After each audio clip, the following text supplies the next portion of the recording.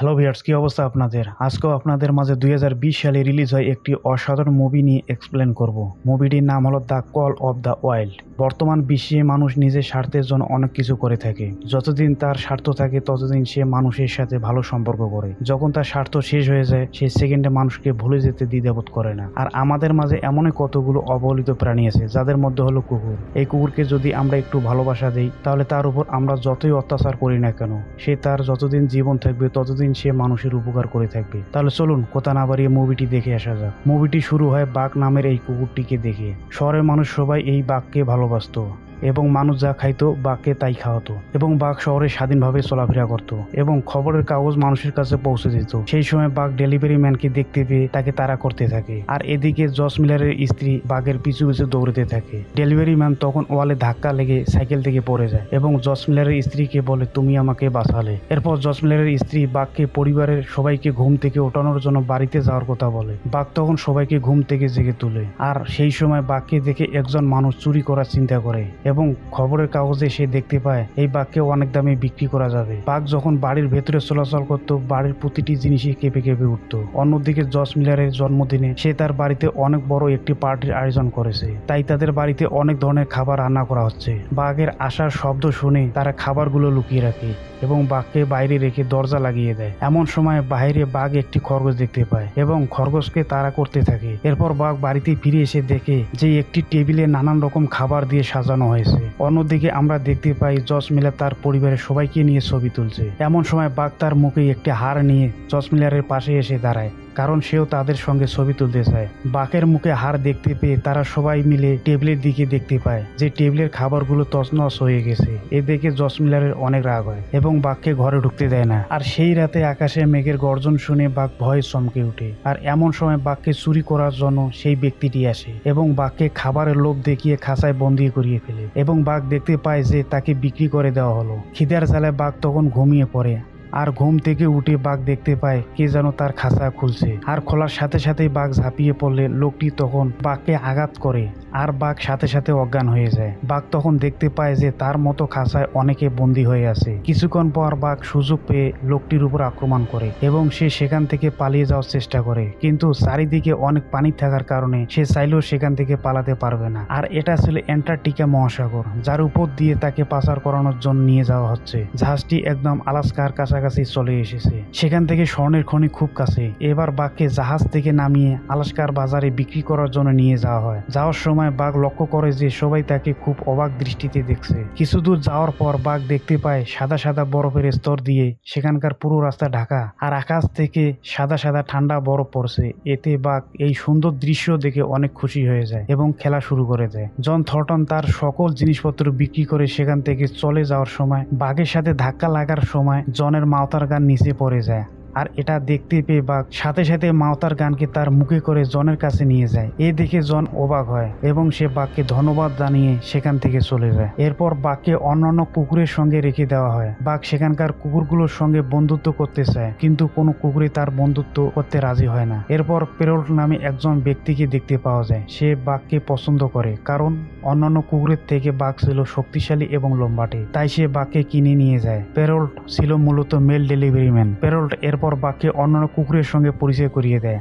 আর এই কুকুরের মধ্যে লিডার ছিল স্পিড। পেরোল সব কুকুরকে একটি ম্যাপ দেখে আর বলে আজ আমাদেরকে মেল ডেলিভারি করতে যেতে হবে। তখন তারা যাত্রা শুরু করলে বাঘ তাদের সাথে খাপ খাইতে পারে না। শেষমেশ গাড়িটি উল্টে যায়। এরপর পেরোল বাঘকে অনেক উৎসাহ দিয়ে আবার যাত্রা শুরু করে। তখন সে অন্যান্য কুকুরের মতো চলতে শুরু করে। তাদের সেই কাঙ্ক্ষিত জায়গাতে পৌঁছাতে রাত হয়ে যাওয়ার কারণে তারাই একটি স্থানে তাঁবুতে ঘুমিয়ে পড়ে। সেখানে প্রচুর ঠান্ডা থাকার কারণে বাঘ নিজেকে সেই পরিবেশের সাথে খাপ খাইতে পারছিল না, তাই বাঘ সেখানে শুয়ে পড়ে। সকাল হইতে বাঘ আবার চলতে শুরু করে, কিন্তু বাঘ মেল ডেলিভারির কাজ করতে এখনো তাদের সঙ্গে তাল মিলিয়ে চলতে পারছিল না। রাত হলে তারা সেই কুকুরগুলোকে মাছ খেতে দেয়, কিন্তু সেই কুকুর দলের লিডার স্পিড আরেকটি কুকুরের মাছ কেড়ে নেয়। ব্যাপারটি দেখতে পেয়ে বাঘের অনেক কষ্ট লাগে। বাঘ খুবই ক্লান্ত এবং ক্ষুধার্ত ছিল, তাই বাঘ তার নিজের ভাগের মাছটুকু সেই কুকুরটিকে খেতে দেয়। আবার সকালবেলা তাদের যাত্রা শুরু হয়। এক সময় সব কুকুরগুলো ক্লান্ত হয়ে গেলে পানি পান করার জন্য যায়, কিন্তু সেখানেও স্পিড স্বার্থপরের মতো নিজেই পানি পান করে।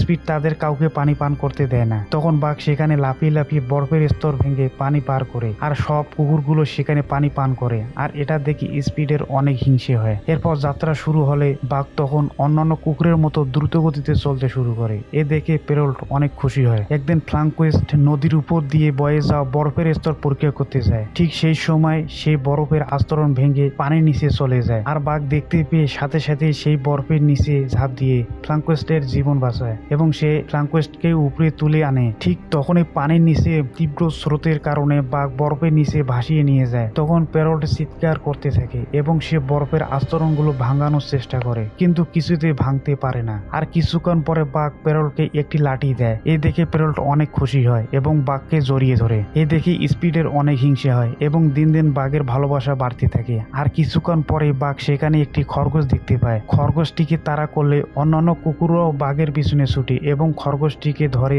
ছেড়ে দেয়, কিন্তু স্পিড সেই খরগোশটিকে ধরে মেরে ফেলে। বাঘ যখন এর প্রতিবাদ করতে যায় তখন স্পিড বাঘের উপর আক্রমণ করলে বাঘ অজ্ঞান হয়ে যায়। এতে স্পিড সবার সামনে তার ক্ষমতা দেখায়। বাঘ জ্ঞান ফিরে সেই কালো নেকড়েটিকে দেখতে পায়। নেকড়েটি তখন বাঘকে বলে যে যেমন ব্যবহার করবে তার সাথে সে মতো ব্যবহার করা উচিত। আর একথা শুনে বাঘ স্পিডকে ঘাড়ে কামড় দিয়ে আছড়ে ফেলে দেয়, কিন্তু স্পিড ভাবে যে বাঘের কাছে সে কিছুই নয়, কারণ বাঘ হচ্ছে অনেক শক্তিশালী। তাই এখন অন্যান্য কুকুররা বাঘকে লিডার হিসেবে মেনে নেয় এবং স্পিড সেখান থেকে চলে যায়। এর পরের দিন পেরল্ট তাদের যাত্রা শুরু করার জন্য স্পিডকে ডাকতে থাকে, কিন্তু স্পিড না থাকায় পেরল্ট সেই পুরনো কুকুরগুলোকে সামনে দিতে চায়, কিন্তু সেই কুকুরগুলো সামনে আসতে চায় না। তারা চায় যে বাঘকে আজকে থেকে লিডার হিসেবে দায়িত্ব পালন করবে। বাঘ লিডারশিপ পাওয়ার পর স্পিডের চাইতেও বেশি গতিতে চলতে শুরু করে। এটা দেখে পেরল্ট এবং ফ্লাঙ্কোয়েস্ট দুজনে খুবই খুশি হয়ে যায়। চলতে চলতে সেখানে হঠাৎ করে বরফের স্তর ভেঙে পড়তে থাকে, আর পেরল্ট বাম দিকে যেতে বলে, কিন্তু বাঘ সামনে সেই কালো নেকড়েটি ডান দিকে দেখতে পায়। সে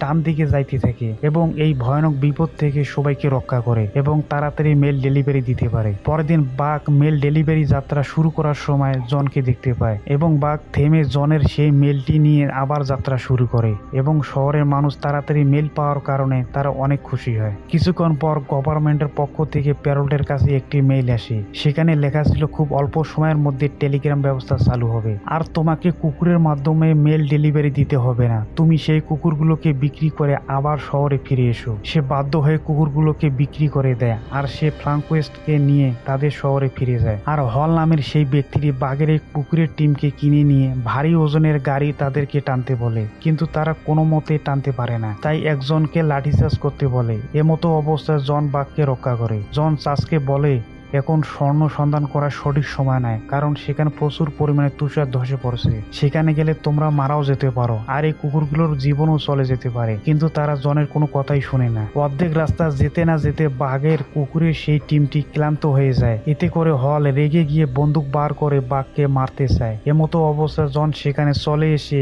হলকে ধাক্কা দিয়ে ফেলে। এতে করে হল রাগ করে বাঘকে রেখে বাকি কুকুরদের নিয়ে সে চলে যায়। বাঘ সেখানে পড়ে থাকে। জন তখন বাঘকে তার বাড়িতে নিয়ে আসে। কিছুক্ষণ পর বাঘের জ্ঞান ফিরে আসলে জন বাঘকে বলে যে হল বাকি কুকুরদের নিয়ে চলে গেছে এবং তারা সবাই মারা গিয়েছে হল বাদে। আর কিছুক্ষণ পর হলের সঙ্গে জনের দেখা হয়, আর হল জনকে অনেক মারধর করায়। বাঘ সেখানে গিয়ে জনকে রক্ষা করে। এইদিকে জন তার পরিবারের শোকে আবার মদ খাওয়া শুরু করে, ফলে বাঘ মদের কাপটি ফেলে দেয়, মদের বোতলটি ঢেকে রাখে, এতে করে সে যেন আর মদ খেতে না পারে। এরপর জন বাঘকে ইকোনের ম্যাপ দেখায়। সেখানে স্বর্ণের খনি রয়েছে, তাই তারা সকালে নৌকা করে সেই জায়গাতে যাওয়া শুরু করে এবং নদীতে অনেক বেশি স্রোত থাকার কারণে নৌকাটি ঝর্ণার দিকে প্রবাহিত হয়, ফলে নৌকাটি ধাক্কায় ছিদ্র হয়ে যায়। পরে তারা নৌকা থেকে নেমে হাঁটতে শুরু করে। আর এদিকে হল জনের বাড়িতে আসে জনকে মারার জন্য, কিন্তু সে মাটিতে পড়ে থাকায় একটি ম্যাপ দেখতে পায়, বুঝতে পারে যে সে কোথায় গেছে। তারপর সে সেখান থেকে চলে যায়। ফলে জন এবং বাঘ তারা তাদের গন্তব্যে পৌঁছে। তারা দুজন সেখানে থাকার একটি ঘর খুঁজে পায়। ঘরটি ছিল খুবই অপরিষ্কার। এরপর জন এবং বাঘ মিলে ঘরটি পরিষ্কার পরিচ্ছন্ন করে। এরপর যখন রাত হয়ে যায় তখন জন এবং বাঘ নেকড়ে দলের আওয়াজ শুনতে পায়। এতে বাঘ ভয় পেয়ে থাকে।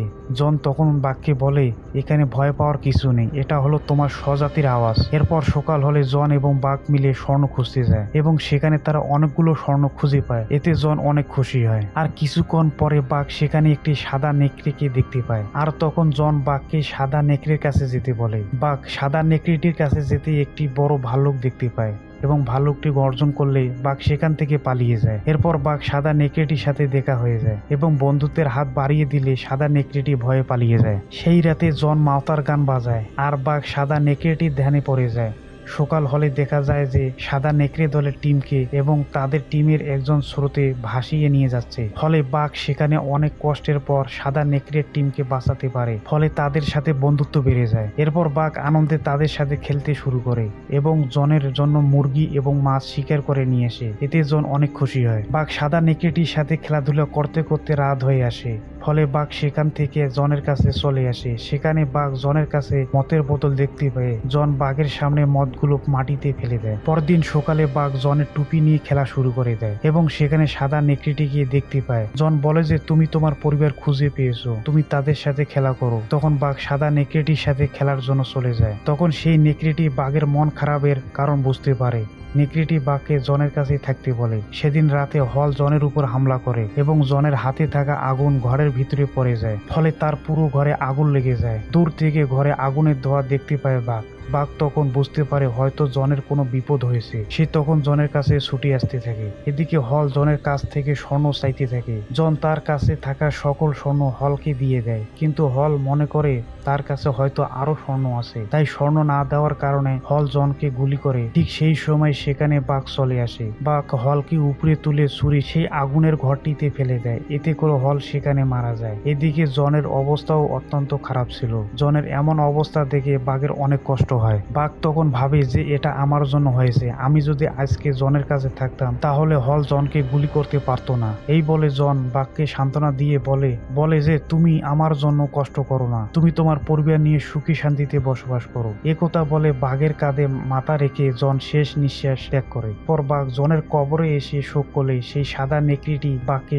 খুশি রাখার চেষ্টা করে। এর কিছুদিন পর বাঘের দুইটি বাচ্চাকে দেখতে পাওয়া যায় এবং তারা আনন্দে খেলা করার সময় সেই ভাল্লুকটিকে দেখতে পায় এবং বাঘ ভাল্লুকটিকে সেখান থেকে তাড়িয়ে দেয়। আর সেখানে বাঘ সেই কালো নেকড়েটিকে দেখতে পায়। আর এই কালো নেকড়েটি বাঘকে সবসময় সঠিক দিক নির্দেশনা দিয়ে থাকে। আর এই সুন্দর পরিস্থিতির মধ্য দিয়ে মুভিটি এখানে শেষ হয়ে যায়। আসলে এই পৃথিবীতে আমরা যদি এই নিরীহ প্রাণী কুকুরদের একটু আদর যত্ন করে থাকি তাহলে তাদের যতদিন জীবন থাকবে ততদিন আমাদের উপকার করে থাকবে। মুভিটি আপনাদের কাছে কেমন লাগছে? যদি ভালো লাগে তাহলে অবশ্যই আমাকে কমেন্ট করে জানাবেন। ধন্যবাদ সবাইকে।